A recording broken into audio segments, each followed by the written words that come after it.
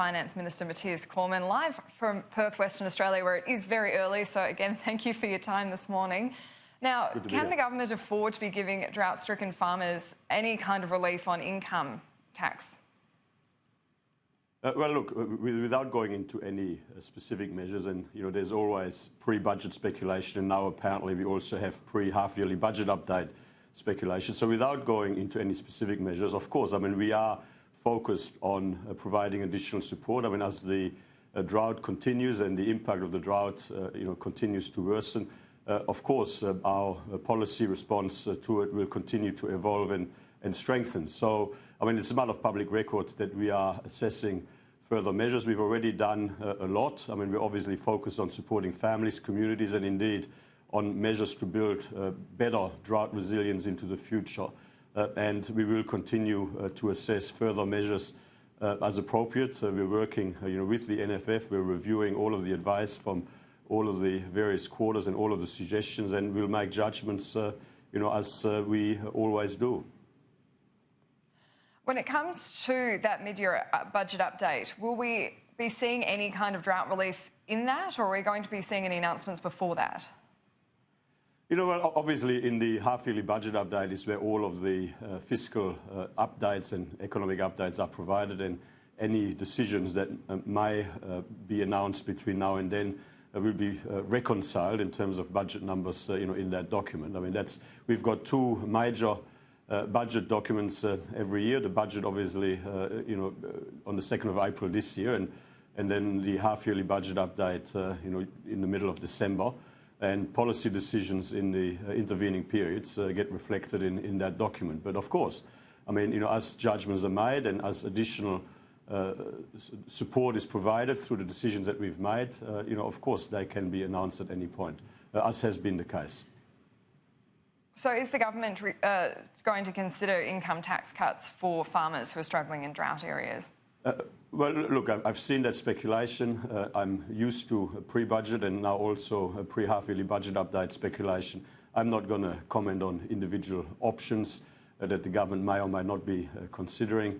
What we are doing is we're working with all relevant stakeholders. We are assessing a lot of information, a lot of advice on possible options, and through the proper process of the Expenditure Review Committee, we'll make judgments on what is the best way in all of the circumstances to provide further support to families, communities, and to build further drought resilience for the future.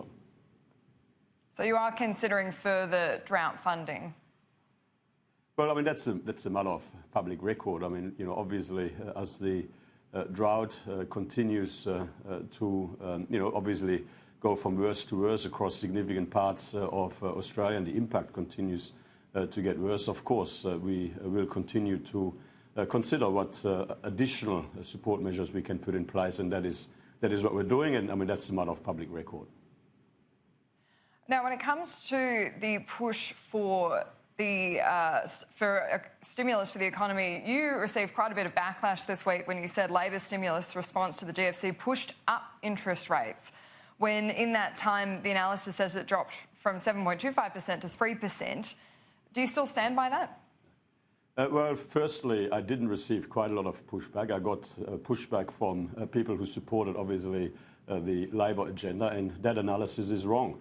If you look at what happened in the period from September 2009 over the subsequent 12 to 14 months, uniquely around the world, the official cash rate went from 3% to 4.75%.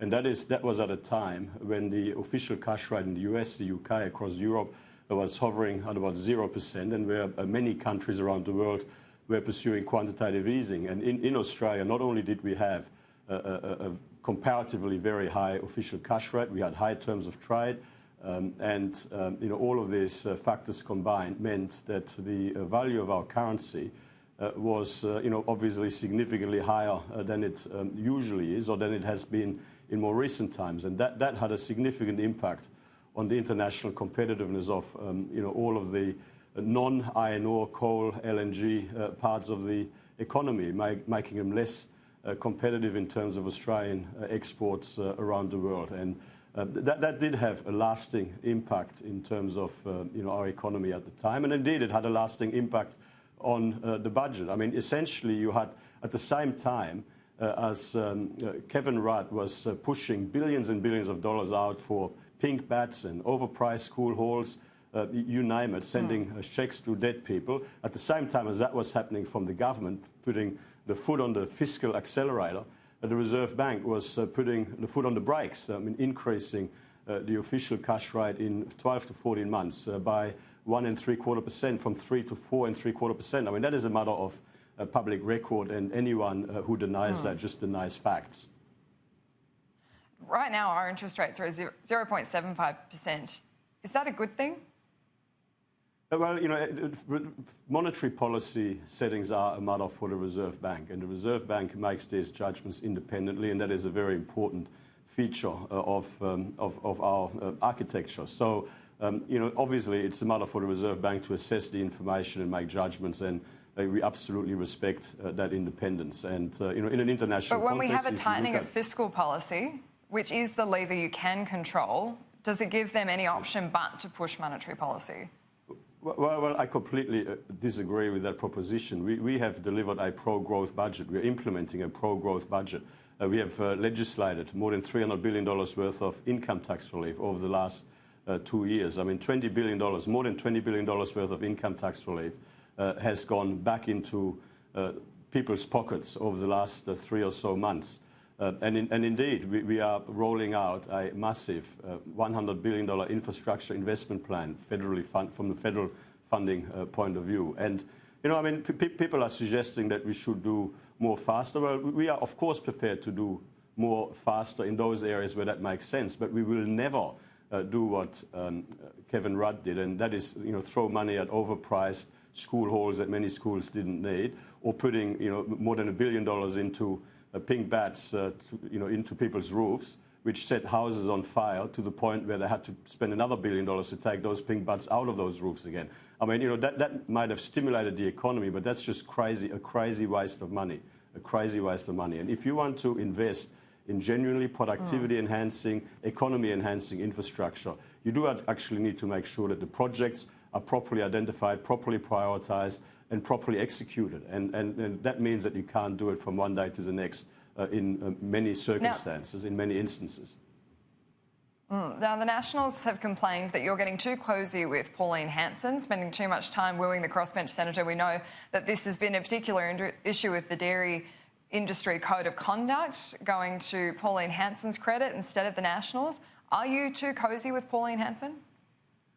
No. I mean, look, I was a bit surprised by those comments because when it comes to the broader issue in relation to the dairy industry, I mean, I had a meeting with Pauline Hanson earlier in the sitting week where she asked for the re-regulation of the dairy industry, something that I disagreed with and the government disagreed with and the farming industry, the dairy farmers disagree with. And, later in the week, I became aware that there appeared to be some delays in the rollout of our pre-election commitment. The Nationals initiated pre-election commitment to deliver a dairy code of conduct. There were delays that were driven by administrative bottlenecks, and I helped Bridget McKenzie resolve those administrative bottlenecks. I mean, that was the beginning and the end of my involvement. I wasn't involved in. I mean, there was actually no deal in relation to this with Senator Hanson. I mean, all we're doing is implementing our agenda more quickly. And in fact, we did not agree to support what Pauline Hanson was asking for, though the Labor Party apparently now is in favour of the re-regulation of the dairy industry. So I was a bit surprised by those comments. But look, obviously, as in a broader sense in the Senate, of course, we've got to work with crossbench senators to get our agenda through. I mean, if we refuse to work with crossbench senators like Centre Alliance and One Nation and Senator Lambie, we would effectively give Labor and the Greens a veto over our agenda. I mean, it would mean that every time that Labor and the Greens disagree with something that we think is important for Australia, we wouldn't be able to get it through the Senate. And obviously, I think that my job is, among other things, to ensure that where we believe that something is important for Australia, that we can get it through the Senate. or where Labor and the Greens want to do something that would be bad for Australia, that we can stop it in the Senate. So from that point of view, I mean, I've got professional relationships with leaders and senators across the board. I've got a very good relationship, I would say, with Senator Wong and with Senator Di Natale. I've got professional relationships with everyone in the chamber in order to keep working things through. Why do you think the Nats are so unhappy at the moment? Well, I mean, I don't necessarily agree with that characterisation, and it's not for me to comment on internal affairs of other parties. But, I mean, obviously, I mean, right now, I mean, the Nationals, our friends in the Nationals, are very focused on ensuring that there is better, stronger support for rural communities in the context of, a terrible drought. And, in that sort of context, of course, I mean, there's a lot of passion and there's a lot of focus. And I mean, I think that there's nothing wrong with passion and determination and focus in politics. And that's just part of the normal process of making sure that ultimately we land on the best possible way forward. Mathias Cormann, thank you for your time. Always good to talk to you.